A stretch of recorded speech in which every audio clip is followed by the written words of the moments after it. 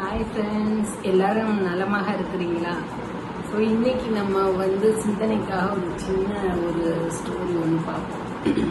அதாவது ஒரு சின்ன பையன் ஒரு குருவியை பிடிச்சி வளர்த்துட்டு இருக்கான். அந்த குருவி பார்த்தீங்கன்னா ரொம்பவே அழகா பகல் ஃபுல்லாக பார்த்தீங்கன்னா பாடவே பாடாதான் அந்த குருவி. அப்போ பகல் ஃபுல்லாக பாடாமல் நைட்டில் மட்டும்தான் அந்த குருவி பாட்டு பாடிச்சான். இப்போ அந்த பையன் ரொம்ப வருத்தமாக இருந்தானா. அதை பார்த்துட்டு உன் ஃப்ரெண்ட்ஸ்லாம் ஏன்டா வருத்தமாக இருக்கிறாங்க, இந்த குருவி நைட்டில் தான் பாடுது, பகலில் நான் பாடும்போது பார்க்கவே முடியல.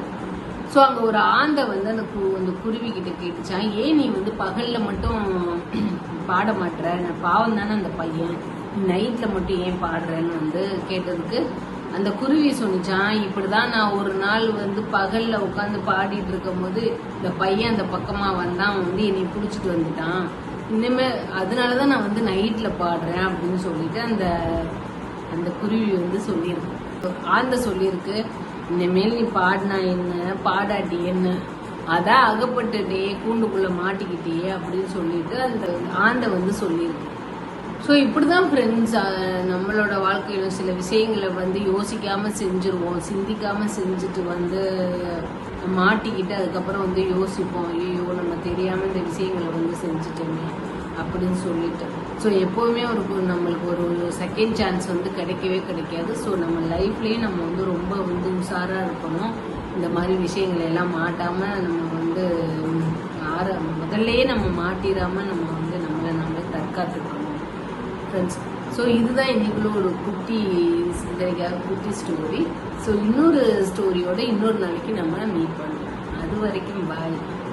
என் நண்பர் ஒருத்தர் சொல்லிட்டு இருந்தாரு, நான் ப்ரே பண்ணும்போது வேண்டிக்கும் போது நிறைய ஜெயிக்கணும், சக்ஸஸ் வேணும்னு வேண்டிக்கிட்டேன், ஆனால் பொறாமை கொடுங்கன்னு வேண்டலை, என்னை ஏமாத்துற மக்களை கொடுங்கன்னு ஏமாத்தலை வேண்டலை, கஷ்டங்கள் என்னை கொடுங்கன்னு வேண்டலை, ஆனால் அதெல்லாம் வந்துச்சு ரொம்ப.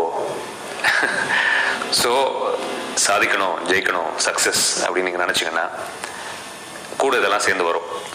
உங்களை ஏமாத்துறவங்க இருப்பாங்க, உங்ககிட்ட நடிக்கிறவங்க இருப்பாங்க, உங்களை கஷ்டப்படுத்துறவங்க, போட்டி, பொறாமை எல்லாம் வரும். இதெல்லாம் ஒரு பேக்கேஜ். இது எல்லாத்தையும் ஹேண்டில் பண்ணுறதுக்கு மன வலிமை, புத்தி கூர்மை, செயல்திறன் இதெல்லாமே நம்ம வளர்த்துக்கலன்னா சக்ஸஸோ ஜெயிக்கிறதோ நம்ம ஆசைப்படக்கூடாது. சக்ஸஸ் ஆசைப்படுங்க, இது எல்லாத்தையும் ஹேண்டில் பண்ணுறதுக்கான செயல்திறனை வளர்த்துக்கோங்கன்ற சொல்கிறதுக்கு தான் அந்த பதிவு. நீங்கள் மேலே போக போக நிறைய பேருக்கு உங்களுக்கு பிடிக்காம தான் போகும். அதை பற்றி நீங்கள் டைம் வேஸ்ட் பண்ண அவசியம் இல்லை, நீங்கள் போயிட்டே இருங்க.